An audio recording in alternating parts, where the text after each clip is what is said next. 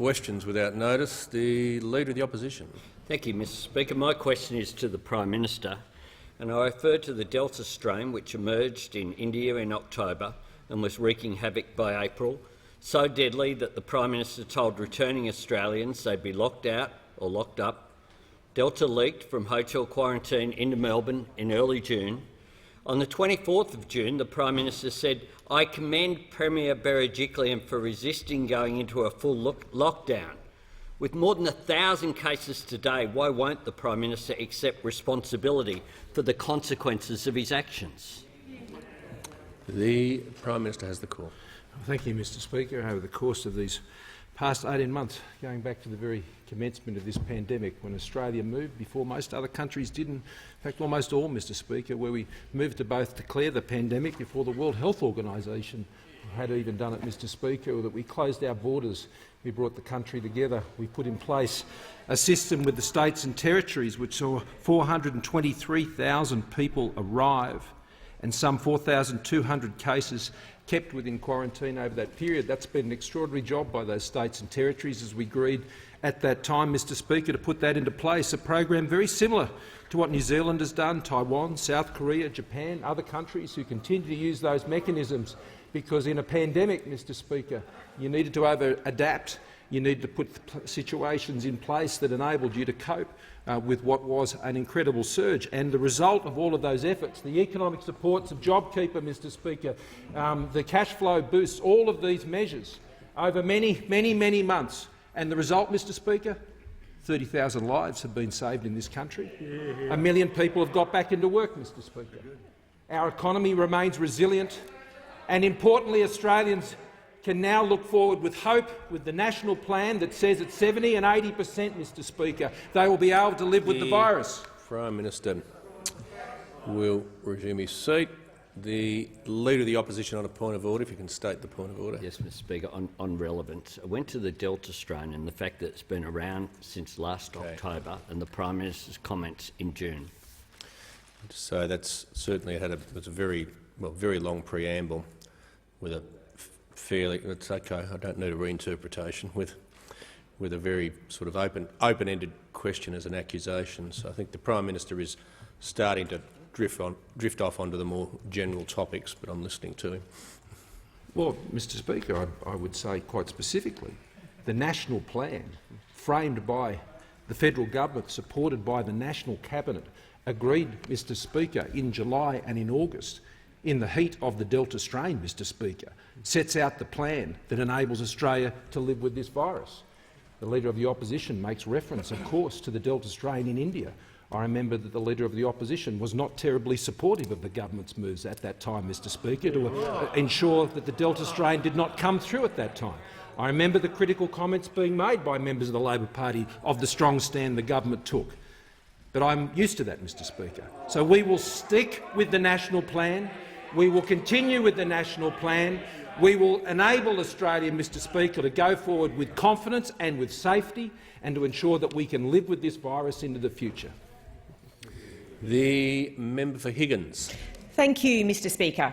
My question is to the Prime Minister. Australians, including my electorate of Higgins, are coming forward to be vaccinated in record numbers. They want to see the implementation of the national plan so we can get past the lockdowns we've endured over the last year and a half. So, will the Prime Minister please outline to the House how this national plan, informed by world-leading scientific health and economic advice, will work to ensure we can live with COVID-19 and reopen Australia? The Prime Minister has the call. Mr Speaker, I thank the member for Higgins for her question. I thank her for her continued advice over the course of this crisis, over these many more than 18 months. And I've found her a great source of advice as we've moved through this pandemic. Mr Speaker, the national plan that the member rightly refers to gives Australians the confidence and hope, Mr Speaker, that they need to open safely at 70% and 80% vaccination rates amongst our over 16 age population, Mr Speaker, and importantly, stay open, Mr Speaker. Stay open and ensure that we live with this virus. That's what the national plan set out achieves. Mr Speaker, that plan was developed and agreed over many months, going back to early as March and February of this year. and the work that has been brought together, the best scientific, health and economic advice, is the platform and the basis for this plan and can give Australians confidence that this can be done safely, Mr Speaker. This plan differs from many other approaches in any other country. It continues to show that Australia is making our Australian way through this COVID-19 pandemic, an Australian way that has saved 30,000 lives, Mr Speaker, and put 1 million people back into work after last year's COVID-19 recession. Mr Speaker, this plan is not about a Freedom Day. There's no special virtue in a calendar, Mr Speaker. This plan is based on vaccination rates, and it's based on a staged, careful reopening in Phase B and Phase C, Mr Speaker, at 70% and 80% vaccination rates. Nor is it an eradication strategy, Mr Speaker. It's a plan that accepts and acknowledges and understands that COVID zero as a future plan, Mr Speaker, is not sustainable and is not realistic, as other countries are beginning also to learn, Mr Speaker. It is a plan that is clear-eyed about the risks. It is a plan that is very careful to ensure that it has the flexibility to deal with vulnerable populations, I'd say especially our Indigenous populations, to deal with the challenges and to ensure we're preparing for that time of Phase B, particularly in our public hospitals. It is also a plan that recognises that vaccinated Australians, because they present a lesser and lower health risk to themselves and their community, can be exempted from many restrictions that, Mr Speaker, that otherwise will need to apply.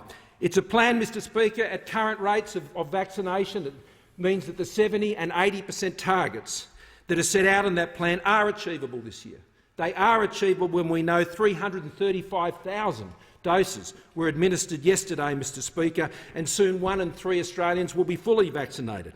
And our plan, Mr Speaker, sits along our absolute commitment that we will vaccinate children between 12 and 15, and we'll be announcing further plans on that after it's considered by the National Security Committee of Cabinet. It's a careful plan, it's a safe plan, Mr Speaker, it's the right plan for Australia. And I call the member for Oxley. My question is to the Prime Minister. Last year the Prime Minister said Australians needed to come out from under the doona. Now he says to Queenslanders and West Australians, we need to come out from our caves. If the Prime Minister had done his job on quarantine and vaccines, half the country wouldn't be in lockdown. Why doesn't the Prime Minister stop ridiculing Queenslanders and West Australians and accept responsibility for the health and economic crisis he helped create? The Prime Minister has the call. Mr Speaker, I made no such reference to Western Australians or Queenslanders. I made no such references at all. What the member opposite is saying is completely and utterly false. It's completely and utterly false. Member for Ballarat. Mr Speaker, they either support the plan or they don't.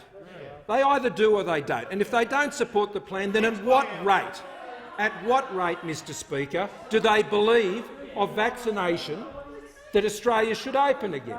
So, Mr Speaker, they either support it or they don't. And it's perhaps they're having an each-way bet on it, Mr Speaker. I don't know. But what I know, Mr Speaker— The Prime Minister will resume his seat. The Manager of Opposition Business on a point of order. Yeah, on direct relevance, there are many things that can be relevant to this question. But it doesn't ask about alternatives. It doesn't invite commentary on the opposition. It doesn't invite him to have some argument with an imaginary friend that he's doing now. The Manager of Opposition Business will resume his seat. Certainly, the Minister for Health certainly wasn't asked about alternatives, but when the question is framed with the preamble that it has, I think the Prime Minister is entitled to respond to the accusation. I think he's entitled to do that, and I'm going to keep hearing the Prime Minister. Thank you, Mr Speaker. I was simply trying to make an explanation, to use an analogy, Mr Speaker, from a children's animated movie which I've enjoyed with my children on many occasions. It's a pretty simple story, and it basically says this, that at some point, Mr Speaker, as a nation, all of us, at some point we have to be clear that we have to move on and live with this virus. At some point, Mr Speaker, like the young female character in that movie, she decided that she wanted to go and face the future and go out there, Mr Speaker, and deal with the challenges in the world, and she brought her whole family with her, and there was a sequel to that movie, Mr Speaker, and that says something. There's a lesson in that, and that is when you embrace these things, when you prepare for the future, when you move forward, Mr Speaker. That is the encouragement that I'm giving Australians. That is the plan that we've set out, Mr Speaker. Those opposite might not share my view, but, Mr Speaker, I know that our national plan will give Australians the hope and confidence that will not only lift vaccination rates, because we need to see those vaccination rates lift in Queensland and Western Australia. We certainly need to see that. I'm sure the member would agree with me on that. We need to target those communities that aren't vaccinating as quickly as we're seeing in New South Wales and Tasmania and the AC and the T and the Northern Territory. And one of the reasons, Mr Speaker, that the national plan is so important, and that we say to those who are getting vaccinated that when you get vaccinated in Phase B and Phase C, that you will have exemptions, that you will be able to do things as vaccinated persons because you've taken the decision to ensure that you're less of a public health risk than others. The national plan, which I was explaining using those analogies, Mr Speaker, gives people that confidence. It gives them that incentive, Mr Speaker, which lifts vaccination rates and gets all Australians to where we want to be. And I give the call to the member for Mallee. Thank you, Mr Speaker. My question is to the Deputy Prime Minister. Will the Deputy Prime Minister update the House on how rural and regional communities are playing a significant role in the Morrison-Joyce government's national plan to achieve a safe pathway out of the COVID-19 pandemic? The Deputy Prime Minister. Mr Speaker, I thank the honourable member for her question and note the work that she has been doing with her community, especially with pharmacies. Pharmacies which have become so vital in making sure we have a safe plan to take the Australian people back to their liberties, back to their freedoms, away from the frustrations that they are now dealing with, which we understand, empathise with and want to make sure that we can move as quickly on but as safely as we possibly can. Mr Speaker, we know that this job in pharmacies with Pisasali's Robinvale Pharmacies, Mildura Chemist Warehouse, Coniva Pharmacy, Guardian Pharmacy in Maryborough, all these pharmacies in the member for Mallee's electorate have been vital, have been a vital componentry of being able to bring forward a vaccination rate to people in the remote and remote areas and the regional areas of our nation. I'd also like to commend the work done by the member for Cowper, who's been instrumental in driving forward this agenda, and also note the work done by a local pharmacist in his area, Judy Plunkett. And Judy was absolutely instrumental in coming forward with a plan for us so that we could add to our plan for the nation. Mr Speaker, we have in regional areas 4.6 million doses that have now been administered. First dose of nearly 3 million and second dose of 1.7 million. Even in my own area, in the hills behind Tamworth and Dangulmar, people are saying, I'm going down to get vaccinated, and they're booking into the pharmacy, they're going in, getting vaccinated and coming home. The question's asked and I say, well, how hard was that? They said, not hard at all. You just turn up, they vaccinate you, and off you go home. With AstraZeneca, I have to admit, with AstraZeneca, was the vaccine they used. We have trials ahead of us and we have difficulties ahead of us, and I was talking to the member for Nichols just prior to being here about the work he's doing in Shepparton to keep his community safe and to get them back to work, and also the member for Parkes, who has been absolutely at the forefront of looking after the people of Brewarrina and Walgett and Dubbo, making sure that he does the right thing to keep them safe and take them with our plan to an area where they are safer, where they are back to work. Mr Speaker, this is also the Royal Flying Doctor Service going to Eromanga, Junda, Swears Island, Kununurra, Walpiri, Pepperminati. These are making sure that we go to the edges of our nation, this vast continent. And in this vast continent, we are going to every corner to look after the Australian people, to get them to the other side of this pandemic, to give them back their liberties, give them back their freedoms, deal with their frustrations and hand them back the Australia that they were born to. The Leader of the Opposition. Thanks, Mr Speaker. My question is addressed to the Prime Minister. Today, Queensland Premier Anastasia Palaszczuk has announced that construction has begun on a fit-for-purpose quarantine facility at Wellcamp Airport in Toowoomba, one that will be up and running before the end of the year. no less a document than the Constitution, tells us that quarantine is a Commonwealth responsibility. Isn't the only reason that Queensland has been forced to go it alone is because the Prime Minister wouldn't do his job? The Prime Minister has the call. No. The member for Indi has the call. Thank you, Mr Speaker. My question is to the Minister for Health and Aged Care. Minister, in 3 weeks' time, on 17th of September, residential aged care workers cannot work unless they've had a vaccination. In my electorate, government data shows that 1 in 3 aged care facilities have had less than 50% of their staff vaccinated. This is alarming. Residential aged care workers were meant to be at the front of the queue. Regional aged care services already struggle to find enough staff. We're heading towards a catastrophe. How will you fix this before the 17th of September so our regional aged care residents can be safe and cared for?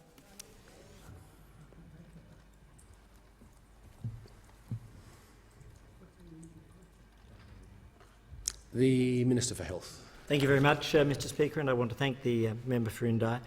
In fact, there's been extraordinary progress with the vaccination program in our residential aged care facilities, both for our residents and our workers. For our workers, the figure is now 76.9% of workers, which is a consistent figure across the country, and it's this process that we are seeing. Right now, these programs are in place across the country, and they include general practice access, state clinic access, a Commonwealth vaccination clinic access, specialist hubs, and then in particular what we also have is in-reach access. And at this point in time we have 1,000 on-site self-vaccination clinics which are either completed or underway. We have 670 self-vaccination clinics which are involving providers, and I have used the example of TLC, led by Lou Pascuzzi in Victoria, which has been a national leader on that front. We've had over 585 Commonwealth in-reach clinics to residential aged care facilities, and all of these are ongoing.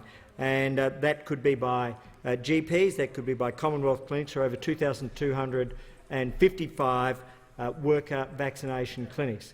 These programs are continuing, and I went through this only yesterday with Operation COVID Shield and with Lieutenant General Fruin, and their advice is very clear, that they believe that they will be in a position to make sure that even though all workers have already had, through the General National Programs access, that there will be specific access, and that they are confident that we will be able to ensure that every worker who seeks to be vaccinated is, and as we've seen only yesterday, we saw a near 5% jump in that rate in one day, and so we're continuing to see very high take-up.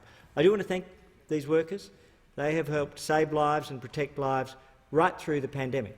So, on the one hand, we now have a 76.9% residential worker vaccination rate for aged care. We also have a rate amongst the actual residents themselves, which is now at 88.6%. And so that is continuing to grow. Even though it's at an extraordinarily high level, it's continuing to grow. And one of the things that's doing that is we're going back and back again to families or to residents where they're in a position to make a decision for themselves, to encourage them, to provide information, to support them. And these two things are working together to protect residents right around Australia, and it explains the difference in outcomes between the terrible, catastrophic tragedies and loss of life that we saw in Victoria last year, and the vastly different situation amongst residential aged care facilities in New South Wales. So together, saving lives. And I call the member for Fisher. Thank you, Mr Speaker. My question is to the Treasurer. With over $311 billion in direct economic and health support already committed and a rapid vaccination rollout underway, will the Treasurer remind the House how the Morrison government is ensuring our economy remains resilient and ready to bounce back when living with COVID becomes a reality? And is the Treasurer aware of any alternative policies? The Treasurer has the call. Well, thank you very much, Mr Speaker, and I thank the honourable member for Fisher for his question, acknowledge his experience as a builder and as a barrister before coming to this place, and as a strong advocate for small businesses across the electorate of Fisher, and indeed for the $600 million support package for Queensland businesses that we have provided in partnership with the Queensland Government. Now, Mr Speaker, everyone in this House is aware of the real challenges the Australian economy, indeed the Australian community, is facing right now.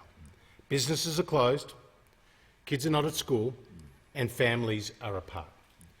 And recognising those challenges, the Morrison government is providing an unprecedented amount of health and economic support, including income support for those who have lost hours of work of up to $750 a week, business support across every state and territory, 50-50 partnerships with those state and territory governments in partnership with the federal government to ensure that small and medium-sized businesses get the assistance that they need. And this is helping to build the resilience of the Australian economy, an economy that has seen 1 million jobs being created since May last year, an economy that has seen the unemployment rate fall to 4.6%, a 12-year low. And I can inform the House that today business investment numbers came out for the June quarter, and they showed that business investment was up by 4.4%, Mr Speaker, 4.4%. And importantly, non-mining investment was up by 6% and is now up 15% for the year, the strongest growth in non-mining investment in more than 13 years, Mr Speaker, more than 13 years, as programs like our immediate expensing initiatives are helping to incentivise businesses, even during these challenging times, to invest. Farmers buying new harvesters, new forklifts for new factories, Mr Speaker, and like the Kenworth trucking business that I visited in Bayswater and the member for Deacon's electorate, strongly supported by the member for Wright, where they have 1,300 staff producing Australian-made Kenworth trucks, Mr Speaker. And they've taken on nearly 300 new staff in just the last 12 months alone. And they have 160 separate suppliers employing another 10,000 people. And the immediate expensing provisions, our business investment incentives, are producing real results for our economy. But we must stick to the plan, and the plan agreed by National Cabinet at 70% and 80% vaccination rates will see our economy open up and more jobs be created. And I give the call to the member for Greenway. Thank you, Mr Speaker. My question is to the Prime Minister. How many hospitals in New South Wales are unable to accept ambulances carrying COVID patients because they are stretched beyond capacity? How many COVID patients are being forced to take long journeys in ambulances from Western Sydney to the North Shore? 18 months after the pandemic began and almost a year after the Delta strain emerged, why has the Morrison-Joyce government left Western Sydney so vulnerable? The Prime Minister has the call. Mr Speaker, the Minister of Health may wish to add to that answer. The specifics of those matters, Mr Speaker, will refer to the New South Wales Government. If we can provide a specific response to those matters, then of course we will, Mr Speaker. But what I will note is that the federal government, through the National Health Reform Agreement, has ensured that funding for New South Wales hospitals has grown from $4.3 billion in 2012-13 to $8 billion in 2019-20, and that's an increase of some 86%. An 86% increase in the funding support that is coming from the federal government that is going into New South Wales hospitals. And under the new National Health Reform Agreement, the Australian government will provide $41.2 billion between 2021 and 24-25 for New South Wales public hospitals. In the most recent financial year, in 2019-20, the Australian government made a $1.1 billion funding contribution to New South Wales for the health and hospital costs through the National Partnership on COVID-19 response. So in direct response to the COVID threat right across New South Wales hospitals, we have already put in $1.1 billion to support them in that effort. In 2021 and 21-22, we estimate a further $1.4 billion going in to support the New South Wales health system and the New South Wales hospitals.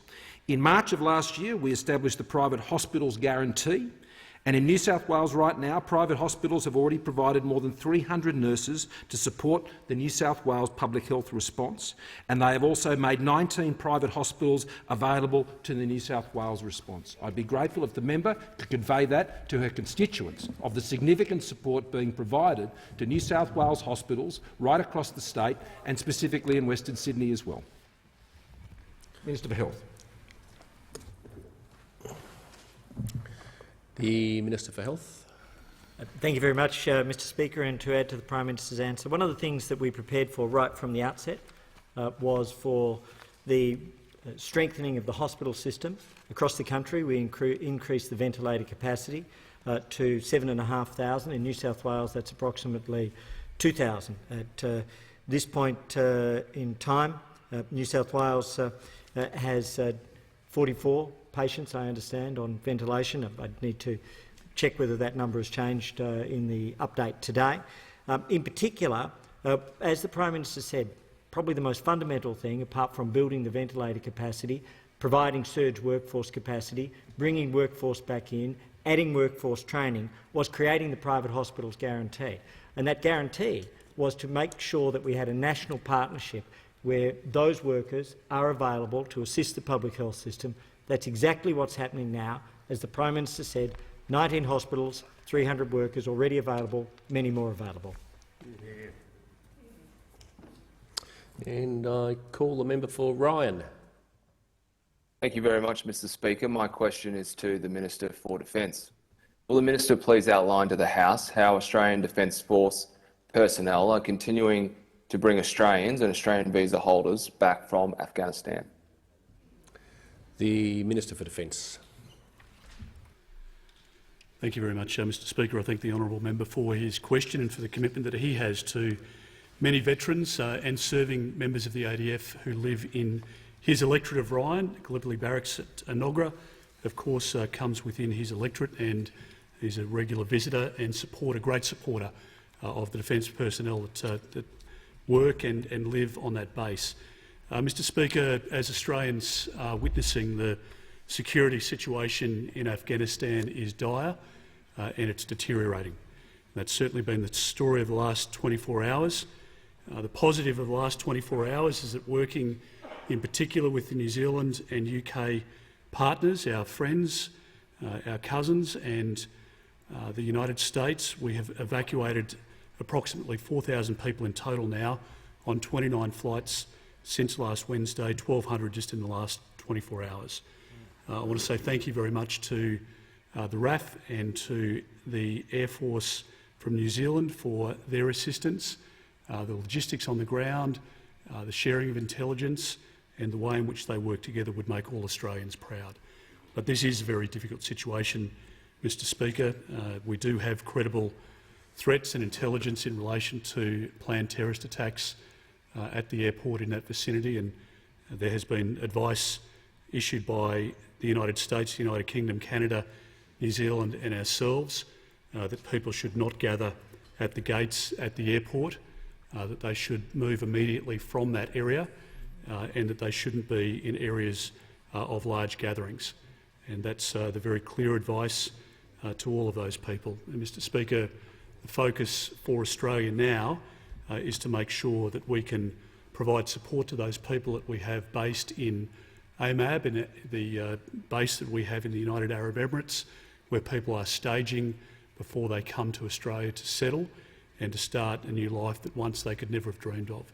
And the fact that we have, through the Australian Defence Force, the work of DFAT, of Home Affairs and others been able to provide that opportunity is a great credit to our country and many others, including those that I've spoken of in my answer today.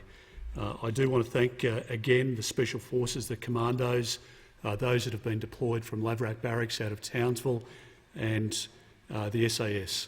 Our country is incredibly well served and has been for many, many decades by the regiment, and the work that they do in keeping Australians safe and the heroics that have been displayed by all of our personnel in Kabul is quite remarkable and has resulted in, frankly, a much better situation and outcome than we could have envisaged, always with more to do, but thank them and thank their families for the sacrifice of having the uncertainty of their loved ones being away at this very difficult time. The Leader of the Opposition on indulgence. Join briefly with the Minister in paying tribute to all our servicemen and women and wish them a safe return. The Chief Opposition Whip. Thank you, Speaker. My question is to the Prime Minister. Why are ambulances being forced to wait with COVID patients for hours on end parked outside Sydney hospitals because these hospitals are being overwhelmed? What responsibility does the Prime Minister take for leaving our hospital system unprepared 18 months into this pandemic? The Minister for Health. Thank you very much, Mr Speaker, and I respectfully note to the member that there are challenges around the world. As we know, now over 700,000 cases in the last 24 hours, 14,500 lives lost. The global pandemic was something that, as the Prime Minister noted, we acted on early and began to prepare for our hospitals at the earliest time. In particular, not only did we declare this to be a disease of pandemic potential on the 21st of January 2020, we began the work to prepare both our public and our private hospital system from the outset. That included the acquisition of ventilators, that included the acquisition of masks, gloves, gowns. We've already acquired 500 million masks. We've made 94 million of those available through the National Medical Stockpile. In terms of the ventilators, 7,500 capacity around the country. New South Wales is over 2,000 ventilator capacity. In particular, though, the thing which we thought was fundamentally important was to create a national partnership to support our hospitals. That national partnership was, I believe, almost unique in Australian history, and I'm not aware of anything quite comparable around the world, although there have been some very good partnerships with regards to public and private hospitals. The Private Hospitals Viability Guarantee is designed to create a partnership where over 57,000 nurses, over 100,000 staff are available in times of surge. That has now been invoked in New South Wales. That was created to assist in precisely this moment. For this moment, planned, prepared and now enacted. As the Prime Minister said, the first 19 hospitals from the private sector have already been included within it. It was enacted at earlier times last year. It's been re-invoked now.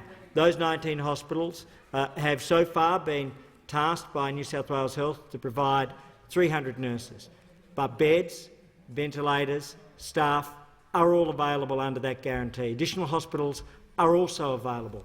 So not only was it foreseen, but the plans and preparations were put in place.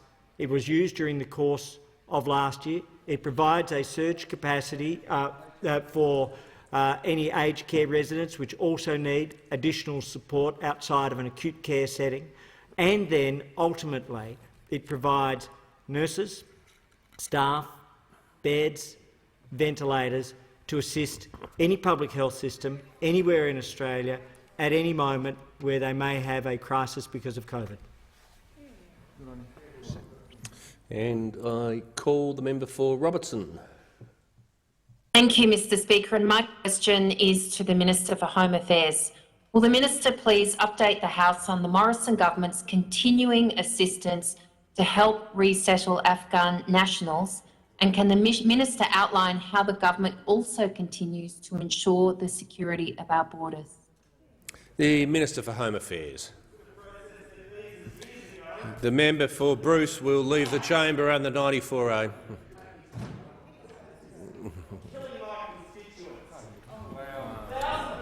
He has to withdraw.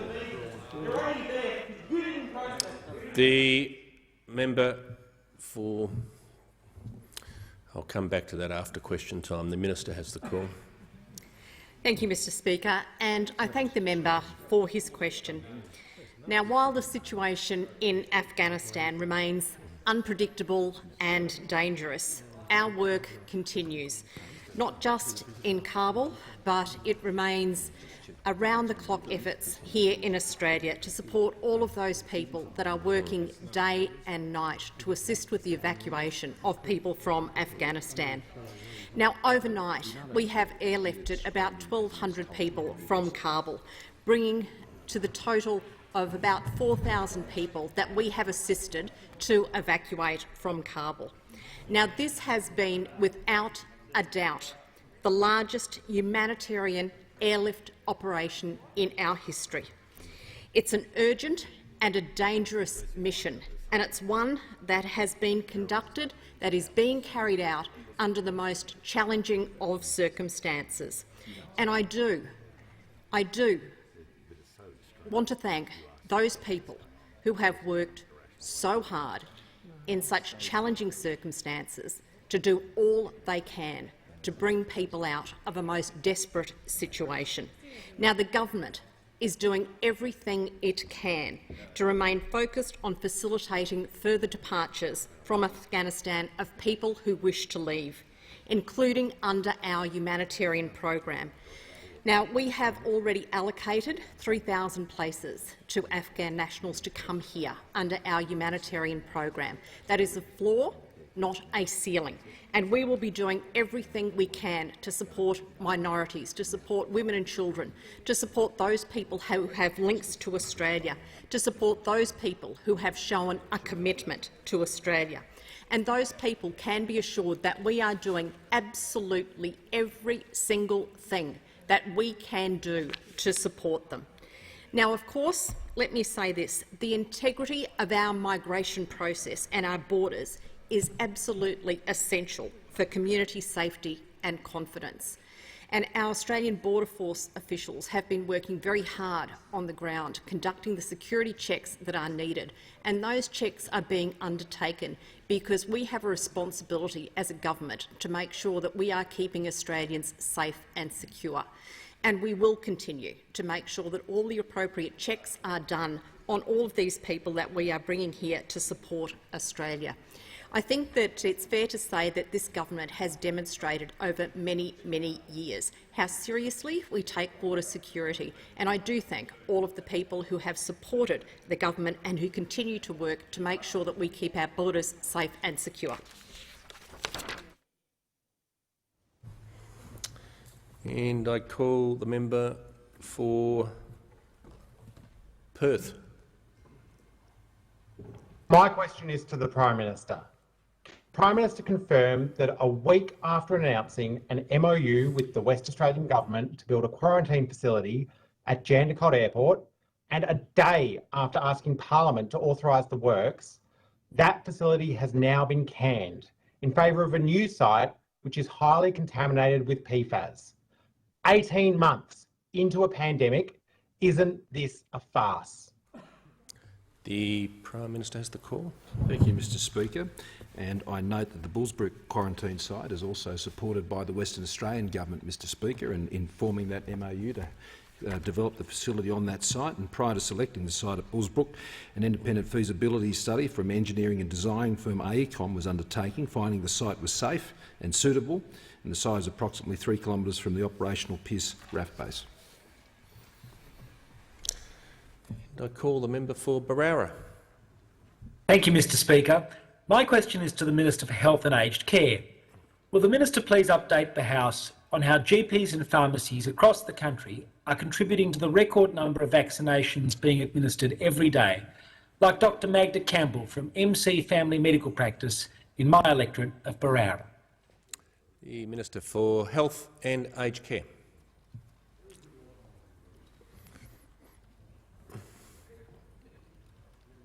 Thank you very much, Mr Speaker, and I want to thank the member for Barara for not just his question, but for his passion for mental health and suicide prevention and his focus on his community during this very challenging time.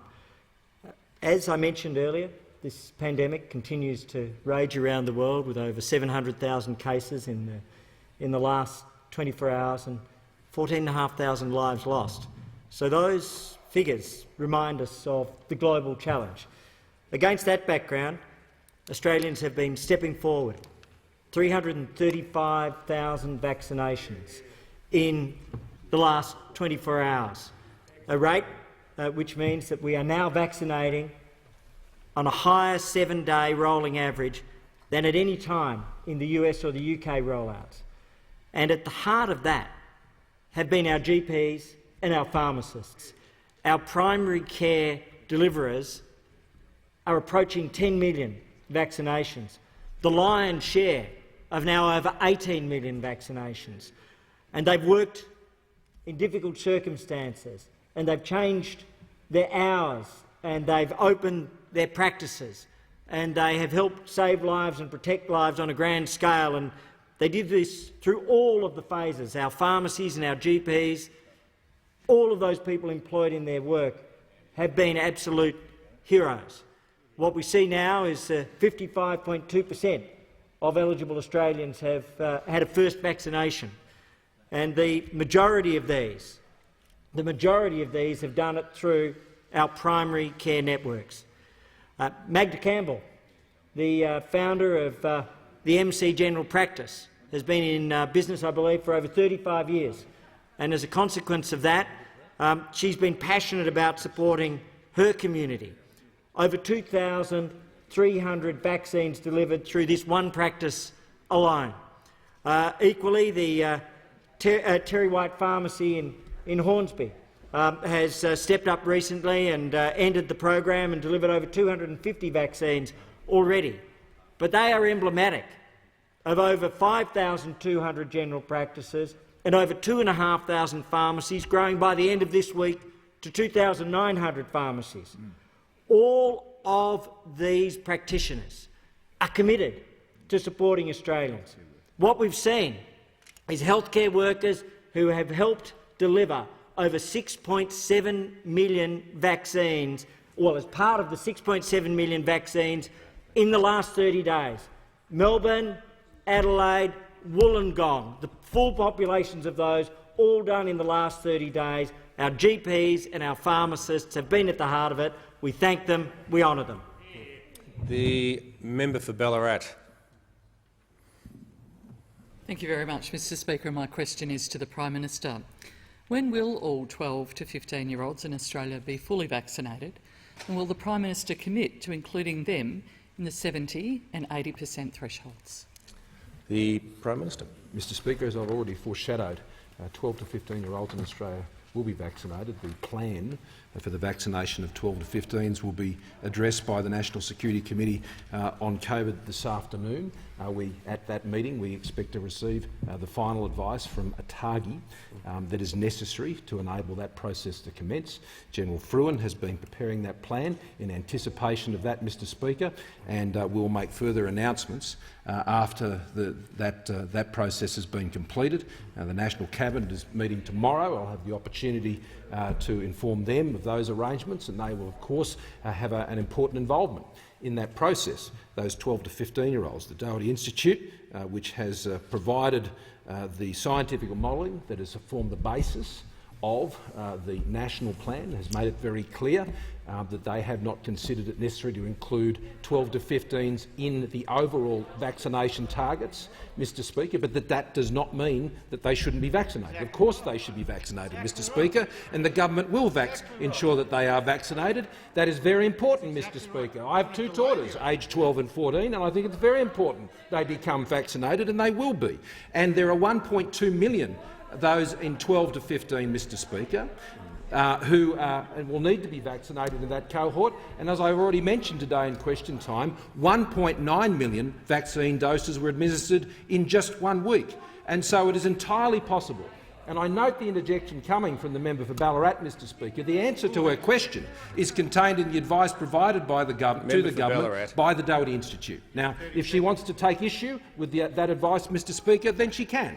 But we are going to continue to act consistent with that advice, because we believe that advice has been incredibly helpful in framing that national plan. So I want to make it very clear to the parents of Australia, Mr Speaker, that the government will be ensuring that we are vaccinating children aged 12 to 15, consistent with the very clear medical advice that we will be receiving, and we will be doing that as an important priority together with the vaccination of the broader population. But the Minister for Health may wish to add in the very little time remaining.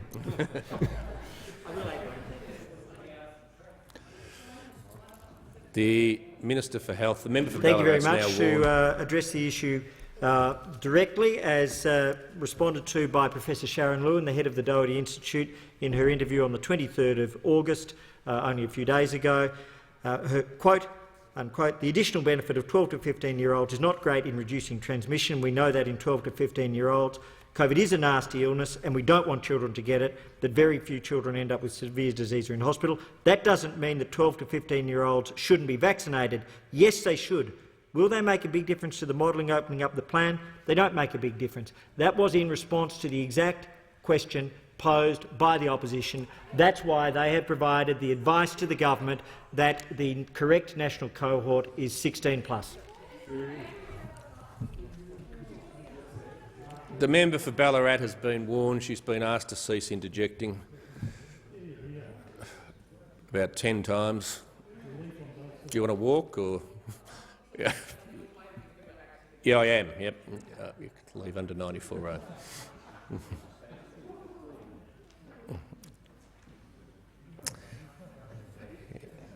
Give the call to the member for Lindsay. Thank you, Mr Speaker. My question is to the Minister for Energy and Emissions Reduction. Securing our energy supply will provide certainty for businesses and households across Australia, including in my electorate of Lindsay.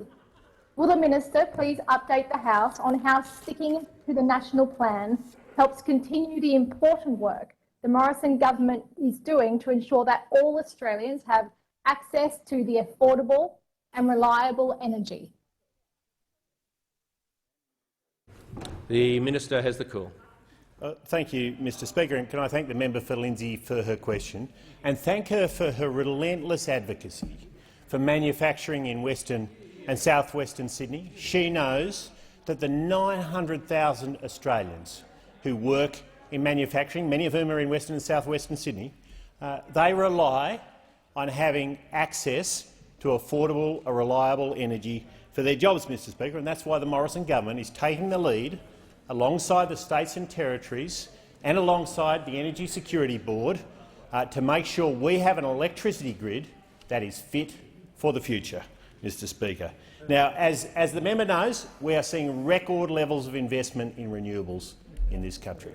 7 gigawatts last year alone, 6.3 the year before that. 7 gigawatts constitutes more than 4 large coal-fired power stations in a single year, Mr Speaker. We have the highest uptake of rooftop solar in the world, Mr Speaker. 1 in 4 houses in Australia, 8,500 houses and businesses in the member for Lindsay's electorate. And this investment in renewables is bringing down emissions fast, but it is also creating challenges, Mr Speaker, because our manufacturers, our households and small businesses need to know when they flick the switch, when the sun has gone down, that the lights will still go on, Mr Speaker. And sadly, in recent years, we haven't seen the investment in dispatchable capacity that we need, Mr Speaker. Indeed, it's been 12 years since there's been an investment in dispatchable capacity in New South Wales, and we've seen what happens when there isn't enough investment in dispatchable capacity or there's a premature closure. In Victoria, when Hazelwood closed, and overnight we saw more than doubling of wholesale electricity prices, Mr Speaker. Well, we can't see a repeat of that, and that's why the reforms to the national electricity market put forward by the ESB are an opportunity to ensure that Australia's electricity system is fit for the future. It will ensure that we have enough dispatchable capacity alongside those record investments in renewables, investment in generation like gas, pumped hydro, batteries, coming into the market at the right time, Mr Speaker.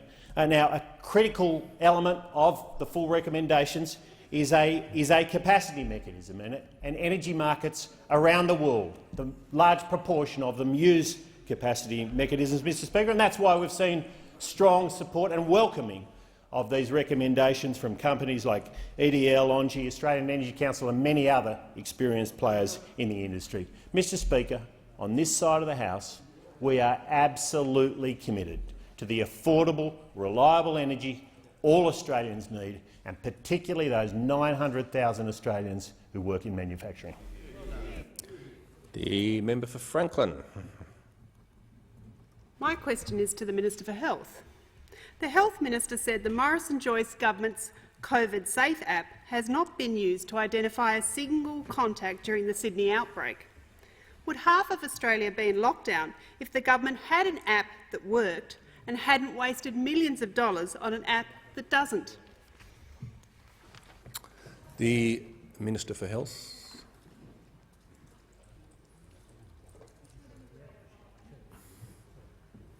Thank you very much, Mr Speaker. No, I don't accept the proposition of that question at all.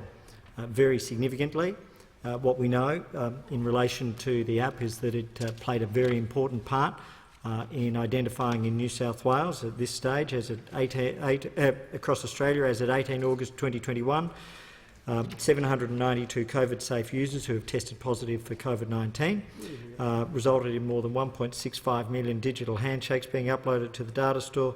2,829 potential close contacts have been identified, and in addition, New South Wales has successfully accessed the app to identify around 81 close contacts, including 17 contacts that were not identified by manual contact tracing. As we know, any single case can lead to many others, so it's played an important role. The member for Braddon. Thanks, Mr Speaker. My question is to the Minister for Defence Industry. Australia's defence industry is a significant and important contributor to our economy and helps create thousands of jobs across the country, including jobs for our veterans. Will the Minister inform the House how sticking to the national plan will continue the Morrison government's efforts to support Australian jobs in defence industry? Thank you, Minister. The Minister for Defence Industry. Thank you, Mr Speaker, and can I thank the member for Braddon for his question and acknowledge his service to the nation, and also acknowledge just what a terrific advocate he is for defence industry in Braddon, but also across the whole of Tasmania. Mr Speaker, repeated lockdowns and border closures have placed massive challenges on businesses across Australia, including our defence industry businesses. Defence industry relies upon the movement across states and territories of essential equipment and supplies, and also expert personnel to ensure that we build up our defence capabilities to keep Australians safe. And over the last 18 months, my priority has to ensure that we've kept the wheels of defence industry turning. Mr Speaker, from the latest data that we have, Defence's annual spend on capability has contributed more than $29 billion to the broader national economy, with our defence spending supporting over 100,000 jobs right across the country in multiple industries. Mr Speaker, it is not just the defence industry that gets this impact, and it has flow-on effect by enabling businesses to grow and to be able to expand their services and also to employ more Australians. And the key, Mr Speaker, to the building on this success is the National Plan, announced by the Prime Minister and endorsed by the National Cabinet. The National Plan does provide that pathway, that brighter times for businesses and families across the nation. And it is a tremendous confidence booster for defence industry. It tells those thousands of companies, those small manufacturing companies across the suburbs of Melbourne and Sydney, and also those giant naval operations in South Australia and Western Australia, that Australia is ready to go. Companies can now start to have hope for the future. They can now start to think about, am I going to take on another couple of employees? They're going to start to dust off that expansion plan. They're going to start to think about, shall I put my hand up for that next defence industry contract? And at the heart of the National Plan, Mr Speaker, is our drive to accelerate and roll out our vaccinations right across the country. Mr Speaker, honestly, we would all agree that Australians have been quite remarkable, rolling up their sleeve and just being determined to do their bit. And I say well done to Australians. To West Australians, I say, let's show a little bit more of that sandgroper competitive spirit and please roll up your sleeve a little bit quicker. We currently sit them at the bottom of the league ladder and that is not good enough. Mr Speaker, today I released a terrific video highlighting the many great naval shipbuilding jobs that are available in Western Australia right now, which are made possible by our government's record investment in shipbuilding. Mr Speaker, the theme is work where you live. So I encourage anybody who's listening to please think about joining such an exciting industry called our naval shipbuilding industry. The member for Werriwa. Thank you, Mr Speaker. My question is to the Minister for Health. On the 24th of June, the Minister told the House having no Australian in ICU due to COVID was a real measure of the government's success. Today, there are more than 120 COVID patients in 3 states in ICU. Isn't that tragic figure a measure of the Morrison-Joyce government's failure?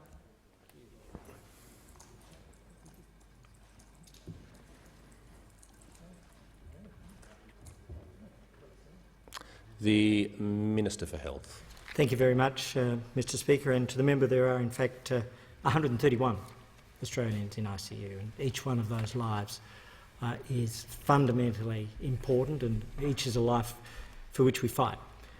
We know, as I've said earlier in question time, that the global pandemic has reached over 700,000 cases and taken 14,500 lives in 24 hours alone. It's approaching 4.5 million lives officially around the world, and as the World Health Organization has said, the real figure is probably between 2 to 3 times that. So we're not untouched. We're not immune from a global pandemic that sees our great friend and neighbour New Zealand in a nationwide lockdown right at this moment. But what we have done as a nation is save over 30,000 lives on an average comparison with the OECD and the tragedy and the lives that they have lost on a per capita basis. That figure is 45,000 lives saved in this country when we look at it by comparison with our other great friends, the United States and the United Kingdom. And so we see that so many nations have suffered so badly. We're not immune, but what we have done as a nation is to ensure that we have saved lives on a grand scale. But every day, in a pandemic which has raged around the world, which has ravaged communities, we have to be aware that this is now a pandemic which has become endemic. It means that it has embedded itself globally on all the advice we have from epidemiologists around the world. What that means is we have to have all of our rings of containment: borders, testing, tracing, distancing and vaccination. To see vaccination rates in the last 24 hours at 335,000, to see over 18 million vaccinations, to see a figure amongst our elderly of over 86%, 86.2% for our over 70s and 88.4% in our residential aged care facilities, is to see protection in action, to see these things which have saved lives and protected lives.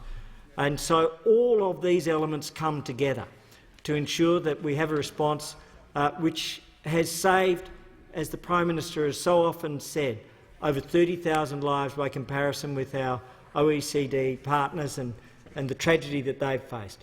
It's an ongoing task for the globe, and I think we have to be honest that this is a global pandemic that has become endemic, that has embedded itself around the globe, but will continue to fight to save every single life.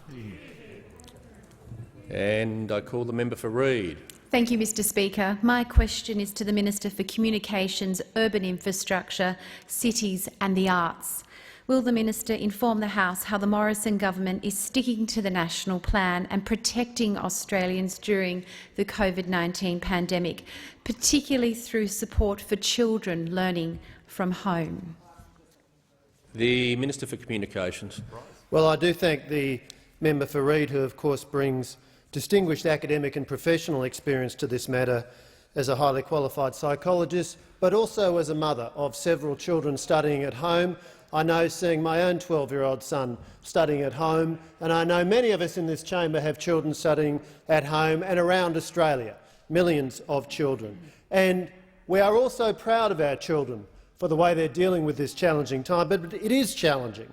Just last week I had the chance to speak to two groups of classes by Zoom at St Ives High School and Barker College in my electorate, seeing them get on with their education, but we all want to get through to a point where education can return to more normal modes of operation. But in the meantime, that internet connectivity is so important, and what's also so important is that we are protecting the safety of children online, because there are dangers online and we need to guard against them. That's why our government has had a focus since coming to government in 2013 on online safety. We established the world's first e-safety commissioner. We established a cyberbullying scheme to remove harmful bullying content from social media platforms. When an Australian child is bullied online, the e-safety commissioner is there to help, esafety.gov.au. Trusted e-safety providers endorsed by the e-safety commissioner are delivering education programs in Australian schools, 850 sessions to over 120,000 students just in 3 months last year. And of course, we're not stopping there, having just taken through the parliament our tough new Online Safety Act to keep children and other Australians safe online. So, Mr Speaker, keeping children safe online when they're studying is so important, but of course what's also critical when you're learning or working from home is having a good broadband connection. If we had stuck with Labor's plan, which we inherited when we came to government in 2013, up to 5 million fewer premises would be connected to the NBN today. Labor's failed NBN had barely 50,000 premises connected to the fixed-line network when we came to government. We've got on with getting that NBN rolled out, which is so important to allowing children to study from home, and today 8.26 million premises are connected. Labor barely managed to roll out 50,000 premises in the 6 years that they were in government, Mr Deputy Speaker. They did a hopeless job on the NBN rollout. Let's just be thankful they're not responsible for the vaccine rollout.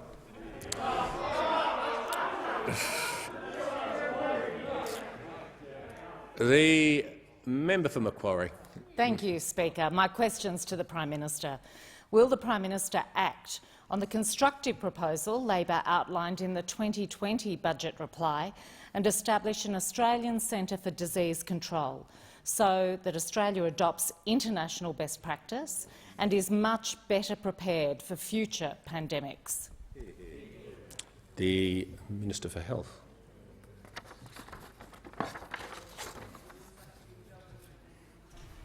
Thank you very much, Mr Speaker. I note that the member has put forward the American model and the European model. Correct? And the opposition. The results in those countries through the course of this pandemic, and I think this is a very important moment to reflect, have been vastly different to that which occurred in Australia. In the United States, we have seen over 600,000 lives lost.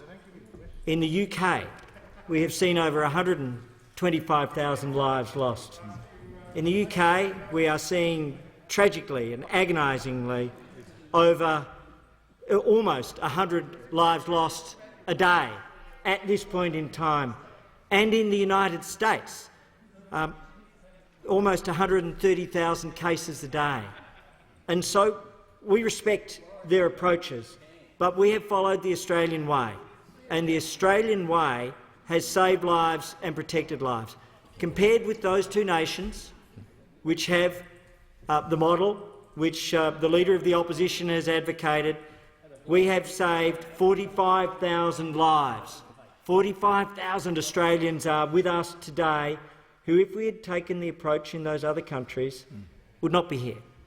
And so, do we believe that the Australian system has served Australia well? Yes. Every day are we working through the National Cabinet, are we working through the AHPPC? Are we working through the Scientific and Technical Advisory Group? Are we working through ATAGI, the Therapeutic Goods Administration? We are. But the models upon which the ALP is basing its approach for Australia are models which most agonisingly have led to or been part of a process which contributed to catastrophic loss of life, not in the thousands, not in the tens of thousands, but in the hundreds of thousands. No, the point is that those structures did not protect those societies. What we did is we embedded the Chief Medical Officer of Australia inside the National Security Committee, inside the National Cabinet, and the National Incident Centre, which radiates out from that, created an Australian model which led to results which are profoundly different. And so I have to remind the opposition that in the end, in this global pandemic, we have had struggles and challenges, and we are not untouched. But this pandemic has wreaked havoc on a scale we have not seen in 100 years, and we have been mercifully spared from so much of that, but there is much more to do.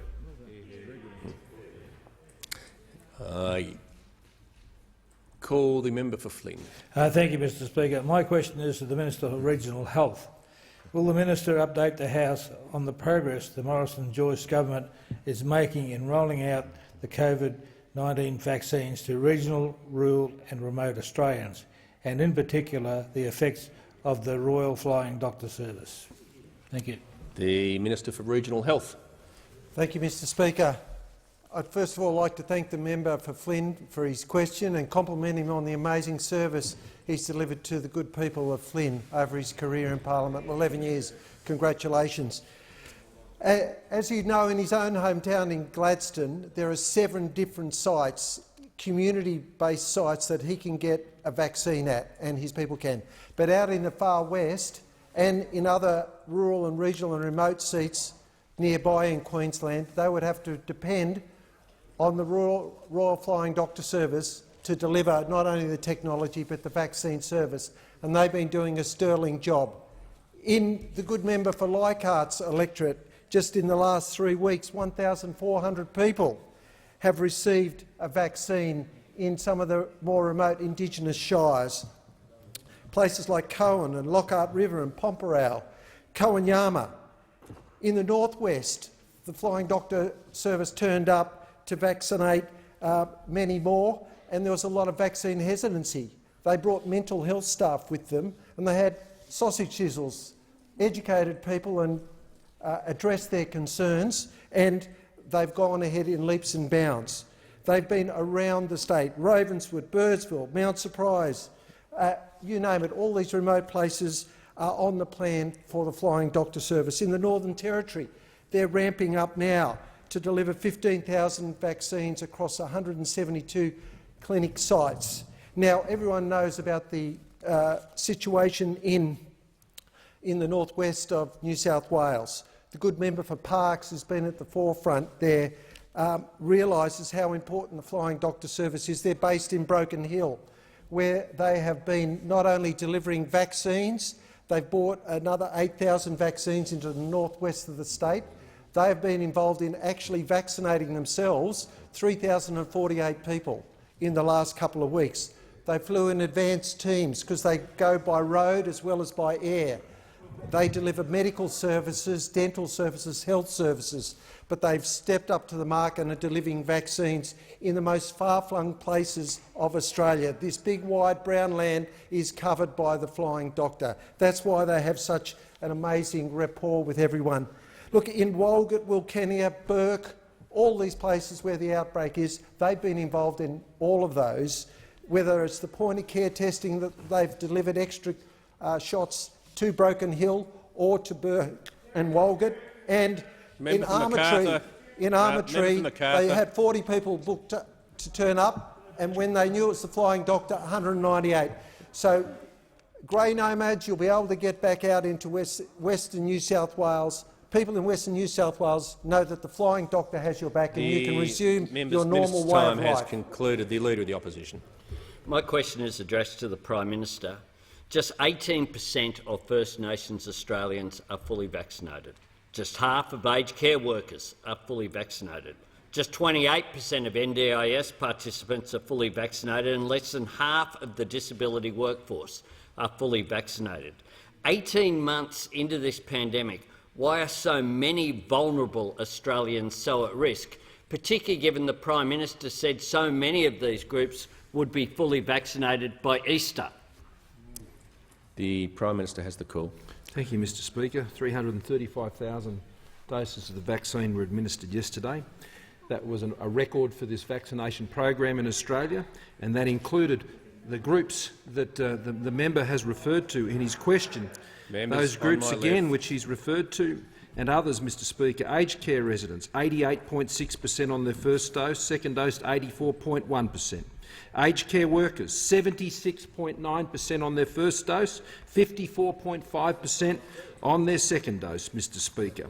And disability care residents, Mr Speaker, 68.4% on their first dose and 53.8% on their second.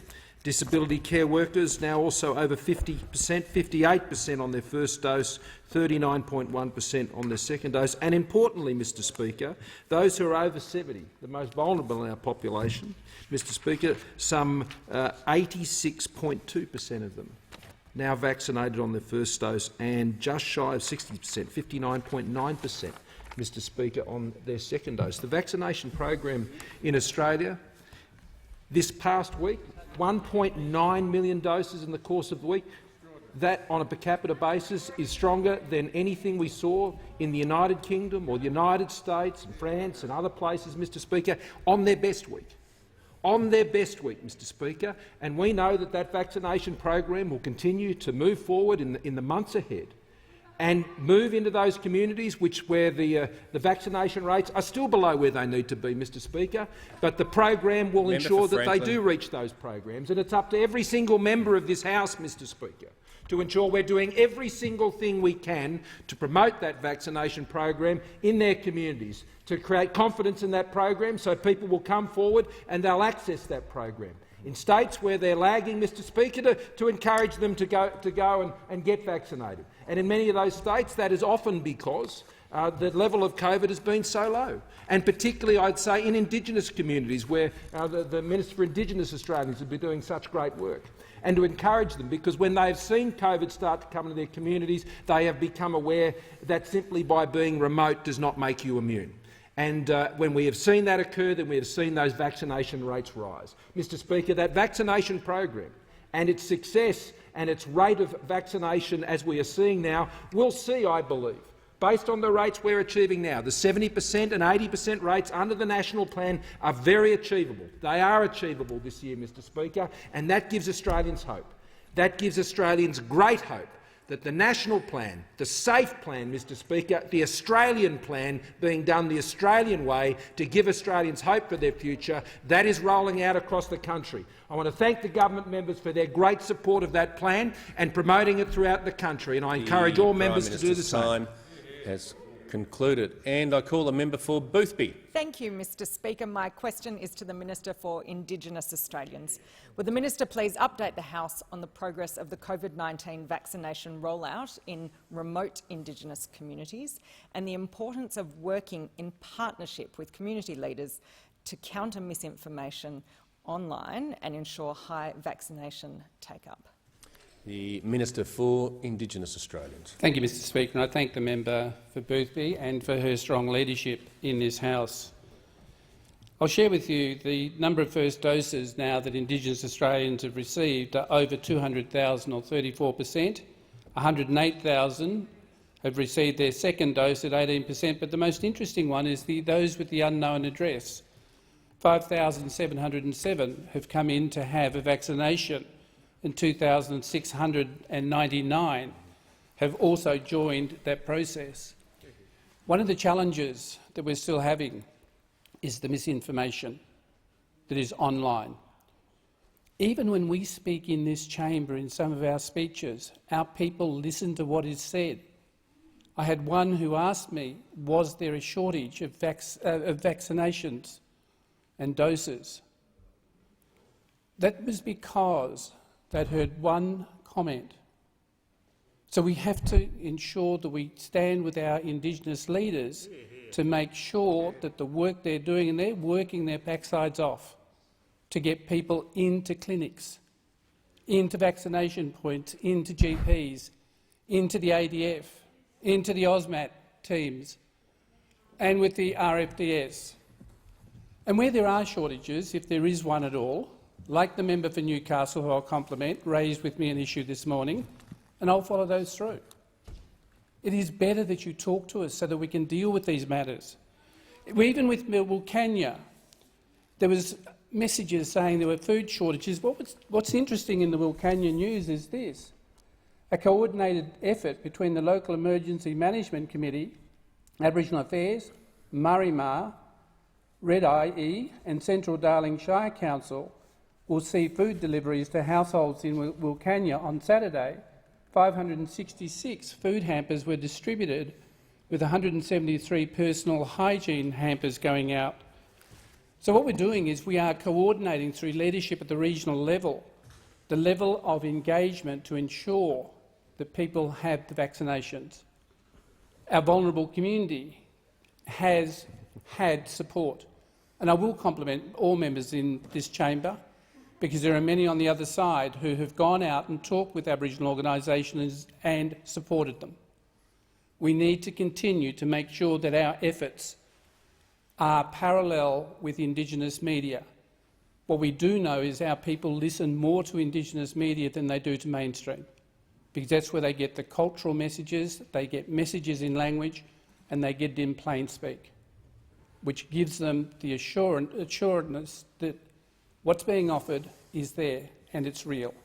So I would ask all of us in our electorates to talk to Aboriginal organisations to see what support they need and provide that level of support. Time has concluded. The Prime Minister. Thank you, Mr Speaker. I ask that further questions be placed on the notice paper. I thank the Prime Minister. Just before people depart,